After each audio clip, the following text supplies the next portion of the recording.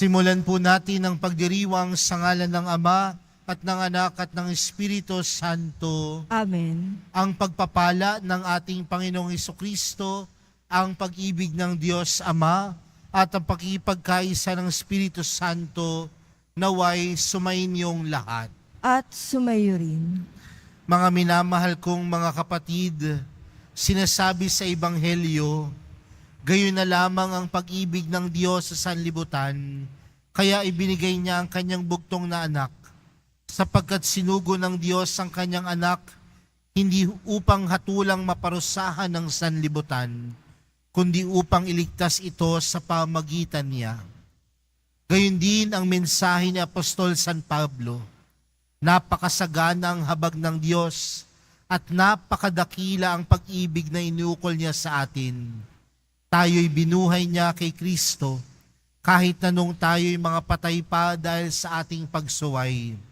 Dahil pinagkalooban tayo ng higit masukat na yaman ng biyaya ng Diyos.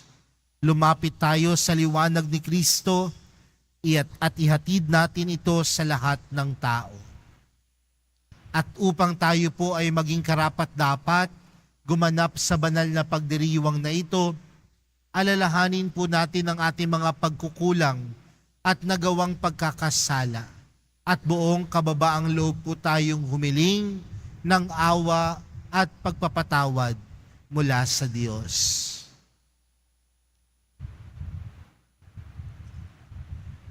Inaamin ko sa makapangyarihang Diyos at sa inyo mga kapatid na lubha akong nagkasala sa isip, sa salita at sa gawa, at sa aking pagkukulang.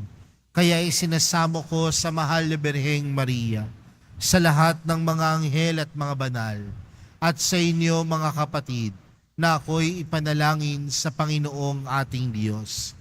Kaawaan tayo ng makapangyarihang Diyos, patawarin tayo sa ating mga kasalanan, at patnubayan tayo sa buhay na walang hanggan. Amen. Panginoon, kaawaan mo kami. Panginoon, kaawaan mo kami. Kristo, kaawaan mo kami. Kristo, kaawaan mo kami. Panginoon, kaawaan mo kami. Panginoon, kaawaan mo kami. Manalangin tayo. Ama naming makapangyarihan, ikaw ay nakikipagkasundo sa sangkatauhan sa pamagitan ng iyong salita, sa masigasig na pagsamba at matibay na pagsampalataya, ang sambayan ng Kristiyano ay makadulog nawang masaya sa pagdiriwang ng dakilang kapistahan ng pagkabuhay.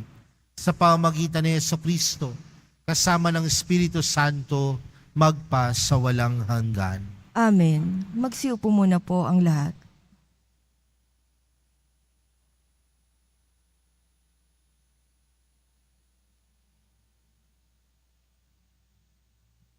Pagbasa mula sa ikalawang aklat ng mga Kroniko.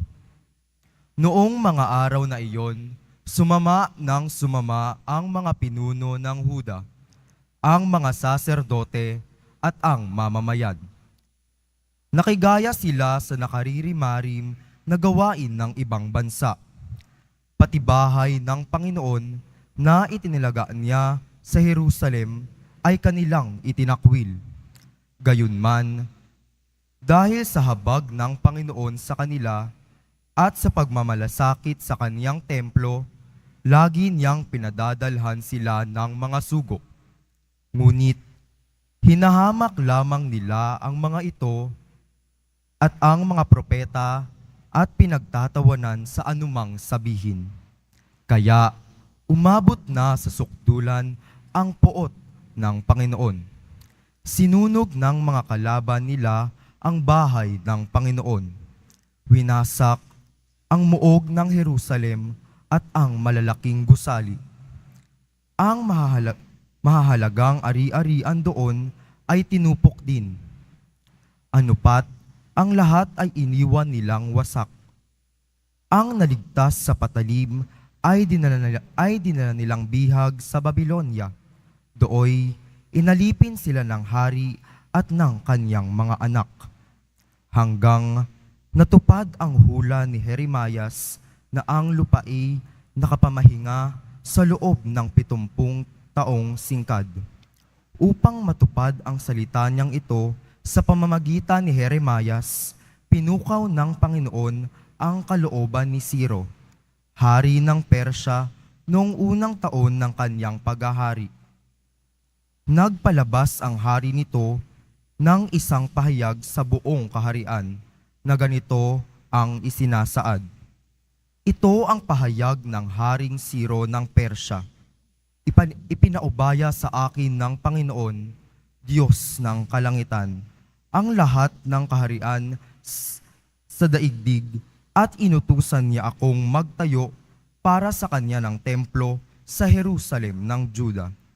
Kaya ang sino man sa inyo na kabilang sa kanyang bayan ay pinahihintulutan kong pumunta sa Jerusalem. Samahan nawa siya ng Panginoon ang kanyang Diyos. Ito ang salita ng Diyos. Salamat sa Diyos.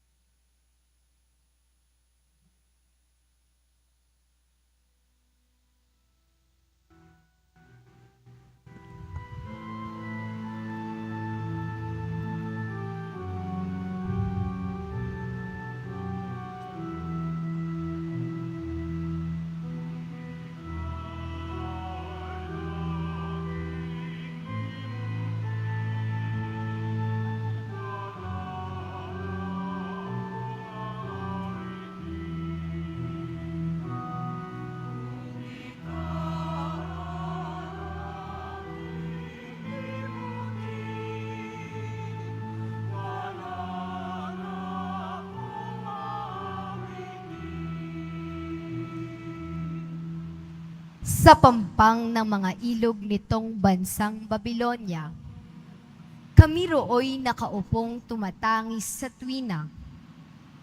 Ang iniwan naming Siyon ay aming maalaala. Sa sanga ng mga kahoy, sa tabi ng ilog nila, isinabit namin doon, yaong dala naming lira.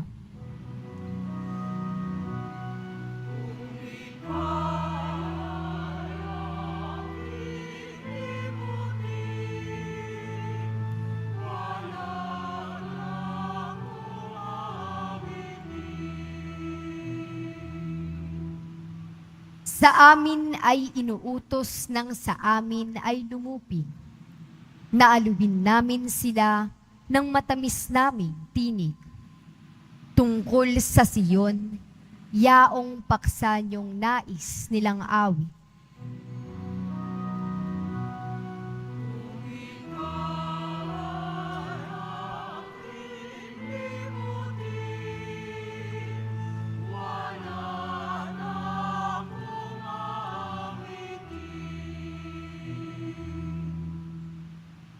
Paano namin aawitin ang awit ng Panginoon?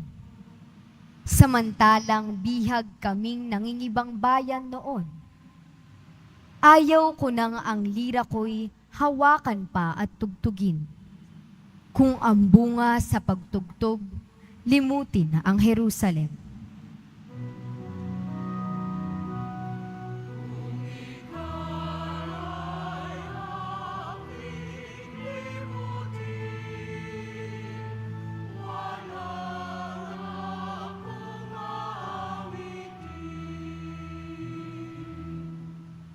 Di na ko aawit pa kung ang lungdong sasapitin. Sa isip ko't alaala, ika'y ganap na limutin. Kung ang kaligayahan mo ay hindi ko hahangarin.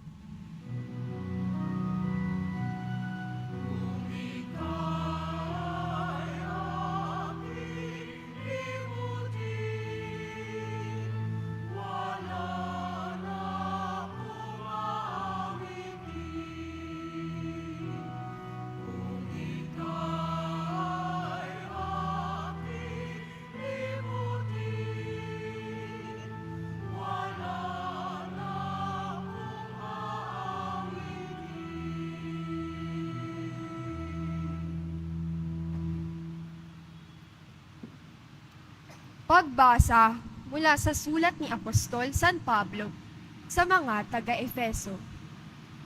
Mga kapatid, napakasagana ang habag ng Diyos at napakadakila ang pag-ibig na inukol niya sa atin. Tayo'y binuhay niya kay Kristo kahit nung tayo'y mga patay pa dahil sa ating pagsuway. Naligtas nga kayo dahil sa kanyang kagandahang loob, dahil sa ating pakikipag-isa kay Kristo Jesus. Tayo'y milong binuhay niya at pinaupong kasama niya sa kalangitan. Ginawa niya ito upang sa darating na mga panahon ay maipakita niya ang di masukat na kasaganaan ng kanyang kagandahang loob sa atin sa pamamagitan ni Kristo Jesus. Dahil sa kagandahang loob ng Diyos, naligtas kayo sa pamamagitan ng inyong pananalig kay Kristo.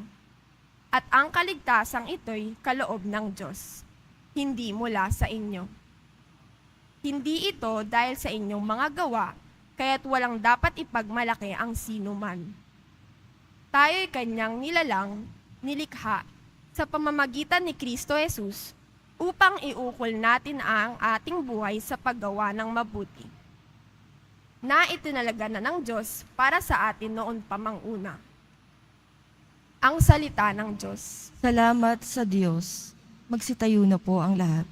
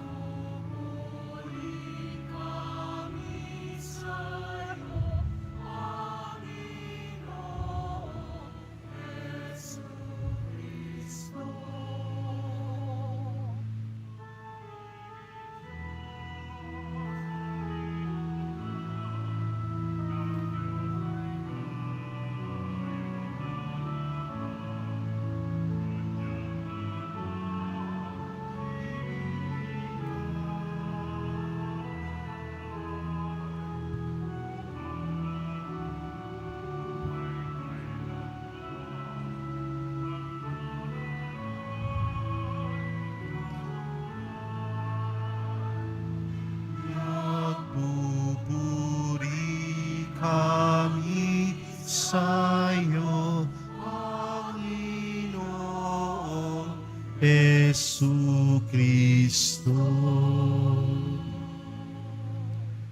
Sumainyo ang Panginoon. At sumayo rin. Ang mabuting balita ng Panginoon ayon kay San Juan. Papuri sa iyo, Panginoon.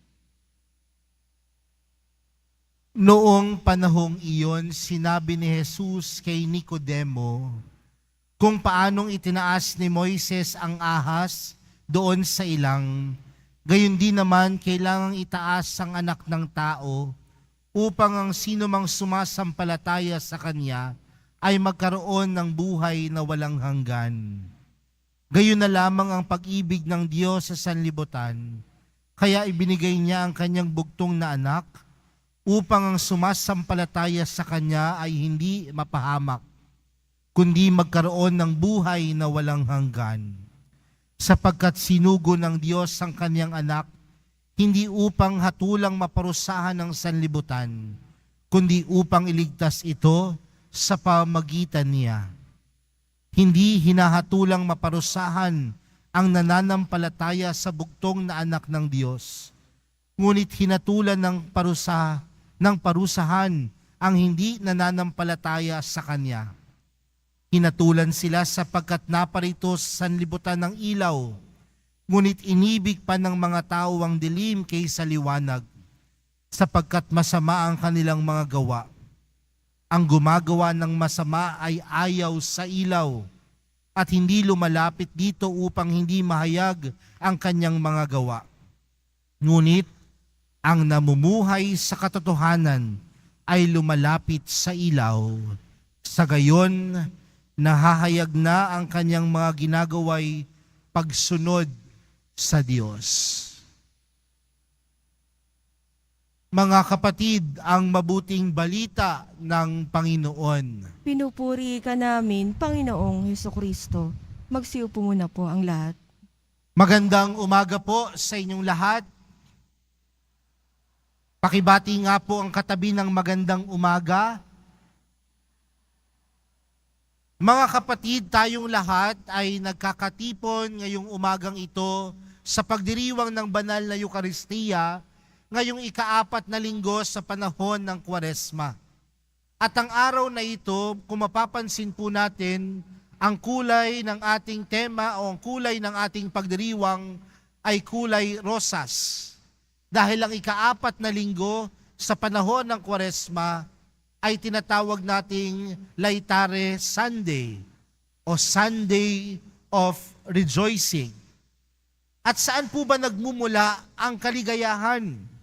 Ano po ba ang nagpapaligaya sa buhay natin bilang mga mananampalataya? At hayaan po natin ang ating mga pagbasa sa araw na ito na tulungan po tayong magnilay. Ano ba ang nagpapaligaya sa buhay natin? Sabi po nila, ang isang bagay po na nagpapaligaya sa buhay natin ay ang pag-ibig. Kaya nga kapag ang tao ay in love, maligaya. Kapag ang tao ay in love, masaya. Isang araw po, nakasakay po ako sa loob ng jeep at napakainit po, traffic. Pero nagulat na lamang ako dun sa katapat ko sa jeep. Ngiti siya ng ngiti. Hindi ko alam kung bakit siya ngiti-ngiti. Ako pawis na pawis, bisit na bisit, mainit na ang ulo, sa ngiting-ngiti. Hindi ko alam kung inaasar niya ako. Pero, maya-maya, nag-ring yung kanyang cellphone. At bigla niyang sinagot. At ang sabi niya sa kausap niya, maghintay ka lang ha, traffic lang. Pero mamaya, magkikita tayo. Sabay sabi, I love you. Sabi ko, kaya naman pala, in love. Kaya hindi mainit ang ulo, kaya hindi na aburido, kasi in love. Kapag in love, lahat ng bagay nagiging maligaya. Pakitingnan niya yung katabi. Nakasimangot ba? Baka kasi hindi in love. Ano? Mga kapatid, kung titingnan po natin ang ating unang pagbasa mula po sa 2 sulat ng mga kronika, mapapansin po natin ang kwento ng mga Israelita. At sino po ba ang mga Israelita? Di ba ho sila ang piniling bayan ng Diyos? They were the chosen people of God. At bilang mga piniling bayan ng Diyos, may mga pribilehiyo po sila. Pero anong ginawa ng mga Israelita? Tinalikuran ng Diyos, gumawa ng sariling Diyos-Diyosan, kinalimutan ng Diyos. Kaya nga marahil kung napakinggan po natin ng maigi yung ating unang pagbasa, may karapatan ng Diyos na magalit dahil ibinigay sa kanila ng Diyos ang lahat ng napakaraming pribilehiyo. Nagalit ang Diyos sa ating unang pagbasa. Pinatapon sila sa Babylonia. Nagkahirap-hirap sila. Pero alam natin ang kwento na sa kabila ng kanilang pagtalikod, sa kabila ng kanilang pagkakasala, hindi sila natiis ng Diyos. Pinagkalooban pa rin sila ng pagpapatawad. Bakit? Dahil ganyan ng Diyos. Tunay na mapagmahal. Dahil ang Diyos kayang tumiis. Dahil lang nagtitiis ng anumang hirap, ng anumang sakit, ang siyang tunay na nagmamahal. Mga kapatid, ilang beses man nating saktan ng Diyos, ilang beses man nating talikuran, na mas namumutawi pa din ang kanyang pagmamahal. May mga magulang po na nandito. Di ba ho, minsan mga magulang, hindi rin naman natin matiis yung ating mga anak. Pasaway na nga. Hindi na nga pumapasok sa eskwelahan. May ginagawa ng hindi maganda. Pero sa dulo, mas namumutawi pa din yung pagiging magulang. At ang sasabihin ng magulang, hindi ko po siya matitiis. Anak ko po yan eh. At kung anak ko po yan, sobra-sobra po ang pagmamahal ko sa kanya. Ganyan ang relasyon natin sa Diyos. Ganyan ang tingin ng Diyos sa atin. Pangalawa, kung napakinggan po natin maigi ang ating ikalawang pagbasa mula sa sulat ni San Pablo sa mga taga-Efeso, sa unang mga salita, ang sabi ni San Pablo, napakasagana ang habag ng Diyos at napakadakila ang pag-ibig ng Diyos na iniukol niya sa atin. Napakasagana, rich in mercy, ang sabi ni San Pablo. Pero mga kapatid, ano yung kasaganahan na ipinagkakalob sa atin ng Diyos? Yung kanyang habag at awa. Pero tandaan natin mga kapatid, na yung habag at awa ng Diyos, hindi lamang sa pananalita. Ngunit ipinaramdam ng Diyos sa atin yung kanyang habag, yung kanyang awa. Bakit? Dahil ipinadala niya si Jesus. At si Jesus bilang Diyos, nakisa sa atin. Nalaman ni Jesus ang hirap bilang mga tao. Nalaman ni Jesus ang pagdurusa ng mga tao. Nakiisa sa atin ang Diyos. Kaya nga, napakasagana ng kanyang habag. Hindi lamang sa pananalita, bagkus pinaramdam sa atin ang kanyang tunay na awa at habag.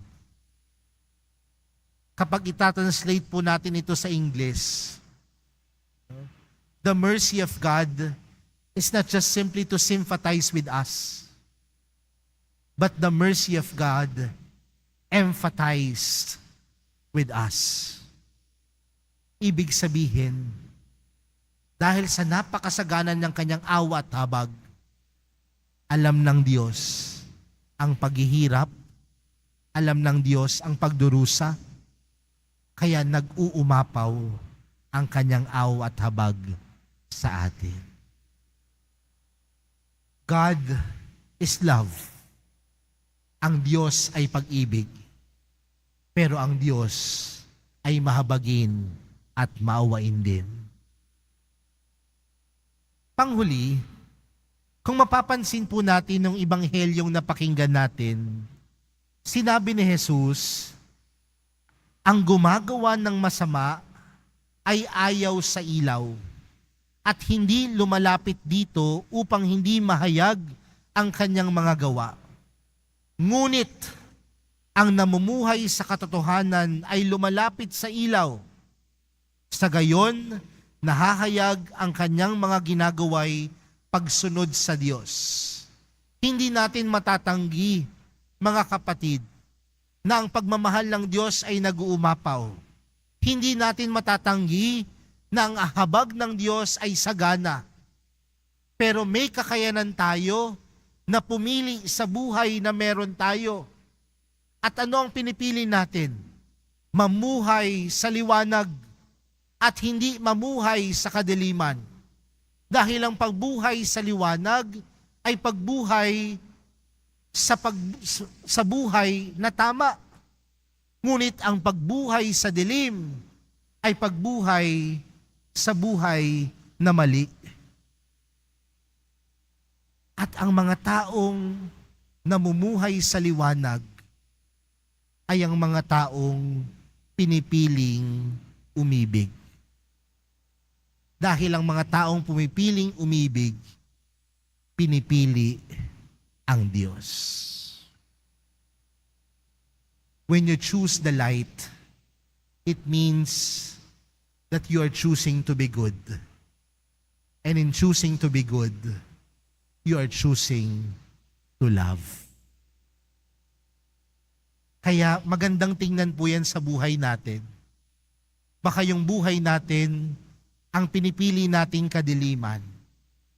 Kasi oras na ang pinipili lang natin ay kadiliman, hindi tayo pumipiling umibig. Kapag ang pinipili natin sa ating buhay ay kadiliman, hindi natin pinipili si Jesus. Ang Diyos ay pag-ibig dahil ang Diyos ay mahabagin. At hindi natin matatanggi ang dalawang bagay na ito. Kaya sa buhay natin, ang pag-ibig at ang habag dapat nating piliin sa buhay natin.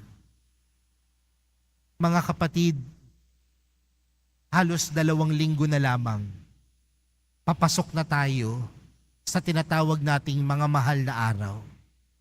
At bakit ba tinawag na mga mahal na araw ang mga araw na ito? Dahil sa mga araw na ito, diyan ipinaramdam ng Diyos ang kanyang pagmamahal sa atin. Nawa, gamitin natin ang mga natitirang oras na ito na tingnan kung gaano naging mapagmahal ang Diyos, kung gaano naging mahabagin ang Diyos sa buhay natin. At kung makita natin ito sa buhay natin, nawa, piliin din natin si Jesus. At sa pagpili natin sa Kanya, pinipili nating maging mahabagin at higit sa lahat, pinipili natin maging mapagmahal. Oras na pinipili natin si Jesus, oras na piliin natin ang mahal na pong Jesus Nazareno, pinipili din nating umibig. Amen.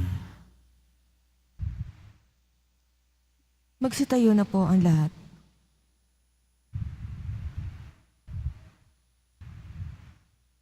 Sumasampalataya ako sa Diyos amang makapangyarihan sa sa lahat, na may gawa ng langit at lupa. Sumasampalataya ako kay Jesucristo, isang anak ng Diyos, Panginoon nating lahat. Nagkatawang tao siya lalang ng Espiritu Santo, ipinanganak ni Santa Mariang Birhen, pinagpakasakit ni Poncio Pilato, ipinako sa krus na matay inilibing, naog sa kinaroroonan ng mga yumao, nang may ikatlong araw na buhay ng maguli. umakyat sa langit, naluklok sa kanan ng Diyos amang makapangyarihan sa lahat. Doon magmumulang paririto at hukom sa nangabubuhay at nangamatay na tao. Sumasampalataya naman ako sa Diyos Espiritu Santo, sa banal na simbahang katolika, sa kasamahan ng mga banal, sa kapatawaran ng mga kasalanan, sa pagkabuhay na muli ng nangamatay na tao, at sa buhay na walang hanggan. Amen. Minamahal kong mga kapatid, hindi lamang tanda ng ating pagkamakasalanan ang krus ni Jesus. Ito rin ang tanda ng dakilang pag-ibig at awa sa atin ng Diyos na tagapagligtas natin. Sa bawat panalangin, ang ating itutugon, Panginoon, dinggin mo kami. Panginoon, dinggin mo kami. Nawa ang simbahan ay manatiling buhay na tanda ng pagmamahal at awa ng Diyos. Sa panahon ng kadiliman at kawalang pag-asa, manalangin tayo. Panginoon, dinggin mo kami. Sundin nawa ng mga namumuno sa pamahalaan ang liwanag ni Kristo at maglingkod sila na may malasakit at pagkalinga sa maliliit. Ayon sa halimbawa ni Jesus, manalangin tayo. Panginoon, dinggin mo kami. Maging tagapagpahayag nawa tayo ng magandang balita upang lalo pang dumami ang sumasampalataya kay Jesus. Manalangin tayo. Panginoon, dinggin mo kami. Pawiin nawa ng Panginoon ang poot sa ating mga puso at ang karahasan sa kapaligiran upang maibalik ang tunay na kapayapaan at katarungan sa ating bayan. Manalangin tayo. Panginoon, dinggin mo kami. sa pamamagitan ng ating paglingap, madama nawa ng mga may sakit at nagdurusa ang mapagmalasakit na pag-ibig ng Diyos. Manalangin tayo. Panginoon, dinggin mo kami. Ama naming mapagmahal, nais mong tumanggap kaming lahat ng tunay ng buhay na walang hanggan. Turuan mo kaming laging makasunod sa iyo upang matupad sa amin ang iyong kalooban. Hinihiling namin ito sa pamagitan ni Kristong aming Panginoon. Amen. Magsiupo muna po ang lahat.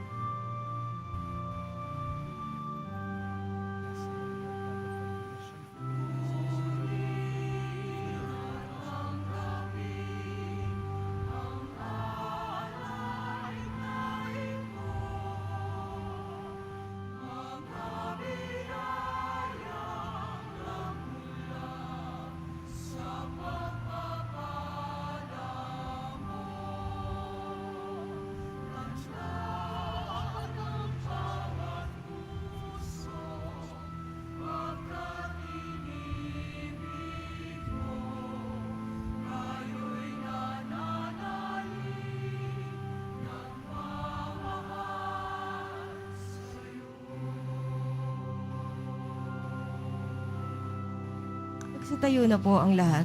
Manalangin po kayo mga kapatid upang ang paghahain natin ay kalugdan ng Diyos, Amang makapangyarihan.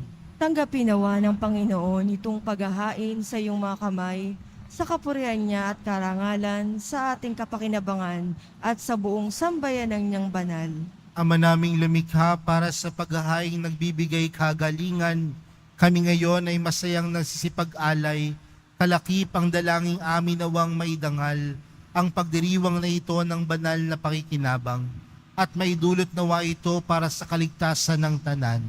Sa pamagitan ni Jesucristo, kasama ng Espiritu Santo, magpa sa walang hanggan. Amen. Sumainyo ang Panginoon. At sumayo rin. Itaas sa Diyos ang inyong puso at diwa. Itinaas na namin sa Panginoon. Pasalamatan natin ang Panginoong ating Diyos. Marapat na siya ay pasalamatan. Ama naming makapangyarihan, tunay ngang marapat na ikaw ay aming pasalamatan sa pamagitan ni Jesucristo na aming Panginoon.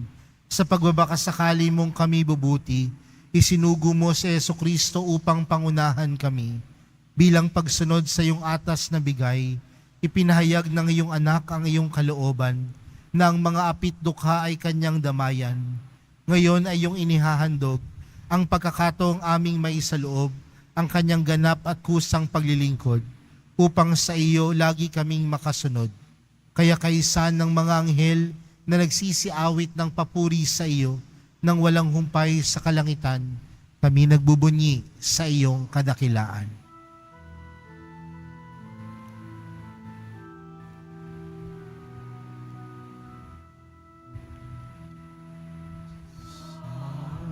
Santo, Santo.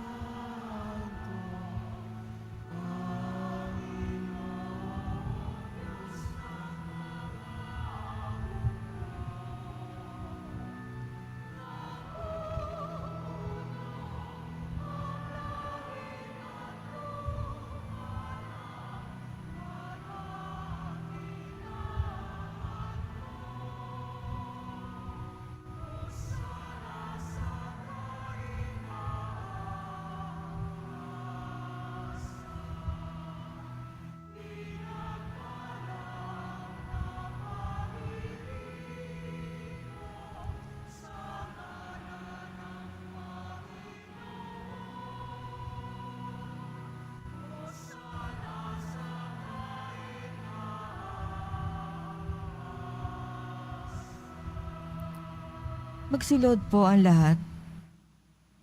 Ama naming banal, ikaw ang bukal ng tanang kabanalan.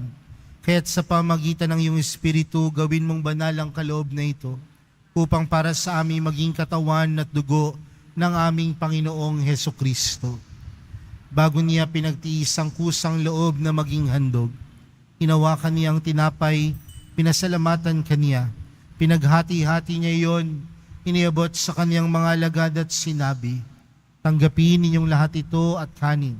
Ito ang aking katawan na ihahandog para sa inyo."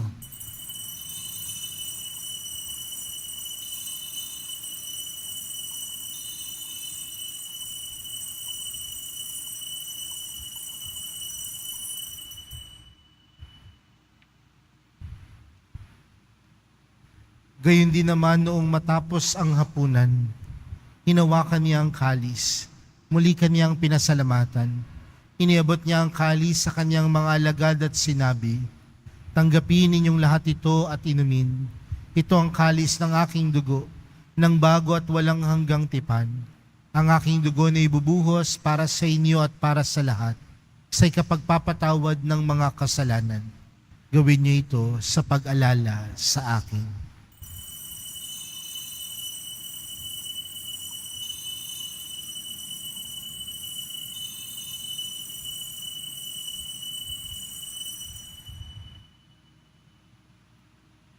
Magsitayo na po ang lahat. Ipagbunyi natin ang misteryo ng pananampalataya. Si Kristo'y namatay, si Kristo'y nabuhay, si Kristo'y babalik sa wakas ng panahon. Ama, ginagawa namin ngayon ang pag-alala sa pagkamatay at muling pagkabuhay ng iyong anak.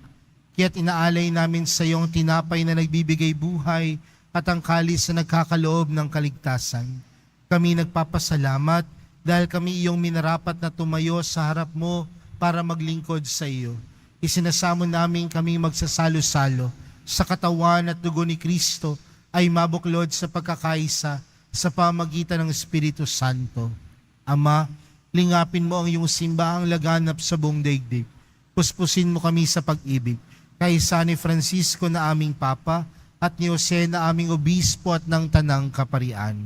Alalahanin mo rin ang mga kapatid naming nahimlay nang may pag-asang sila'y muling mabubuhay, gayon din ang lahat ng mga pumanaw. Kaawaan mo sila at patuloyin sa iyong kaliwanagan. Kaawaan mo at pagindapatin kaming lahat na makasalo sa iyong buhay na walang wakas. Kaysa ng mahal na Birheng Maria na ina ng Diyos, ng kabiyak ng puso niyang si San Jose, kaysa ng mga apostol at ng lahat ng mga banal na namuhay dito sa daigdig ng kalugod-lugod sa iyo. May pagdiwang nawa namin ang pagpupuri sa ikararangal mo sa pamagitan ng iyong anak na aming Panginoong Hesukristo. Sa pamagitan ni Kristo, kasama niya at sa Kanya, ang lahat ng parangal at papuri ay sa iyo, Diyos amang makapangyarihan, kasama ng Espiritu Santo, magpa sa walang hanggan.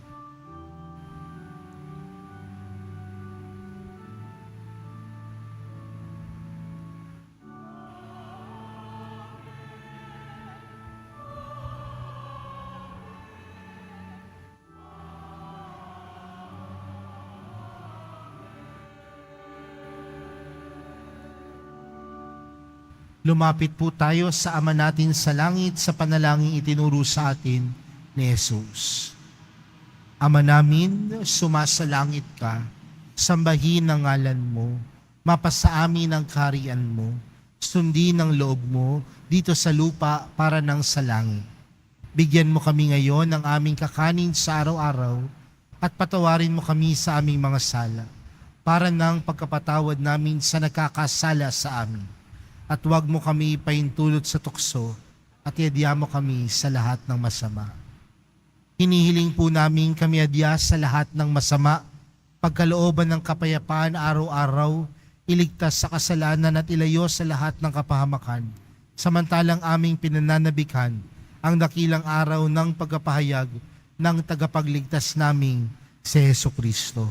Sapagkat iyo ang kaharian at ang kapangyarihan at ang kapurihan, magpakailanman. Amen. Panginoong Hesukristo, sinabi mo sa iyong mga apostol, kapayapaan ang iniwan ko sa inyo, ang aking kapayapaan ang ibinibigay ko sa inyo. Tunghayan mo ang aming pananampalataya at huwag ang aming pagkakasala. Pagkalooban mo kami ng kapayapaan at pagkakaisa ayon sa iyong kalooban, kasama ng Espiritu Santo, magpa sa walang hanggan. Amen. Ang kapayapaan ng Panginoon ay laging sumainyo. at sumayo rin. Magbigayan po kayo ng kapayapaan sa isa't isa.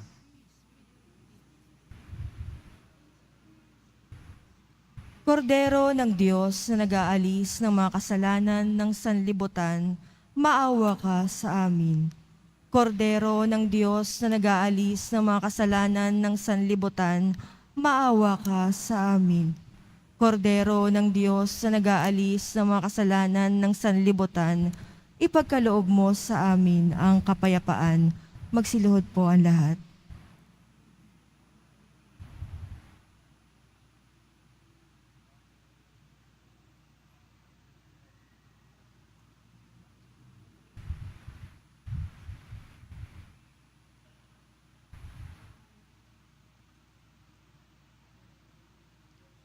Mga kapatid, narito si Jesus, ang Diyos ng pag-ibig.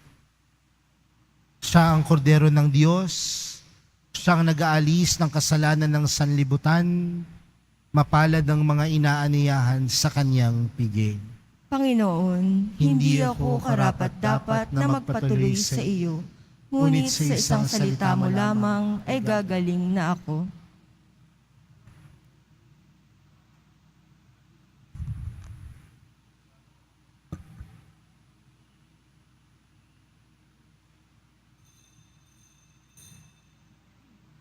Para sa lahat ng tatanggap ng banal na komunyon, sasagot po tayo ng amen pagkasabi ng pari o lay minister ng katawan ni Kristo at isubo agad sa bibig bago umalis sa harapan ng pari o lay minister. Sumunod po tayo.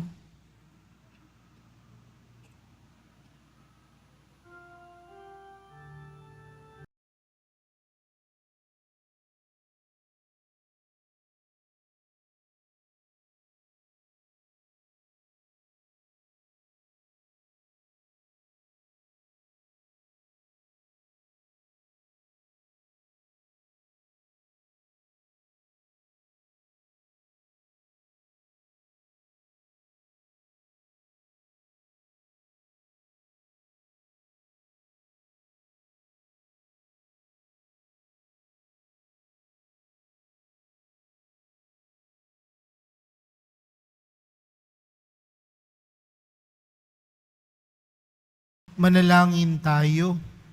Ama naming mapagmahal, tinatanglawan mo ang lahat ng tao na isinisilang sa daigdig na ito sa kaloob mong liwanag.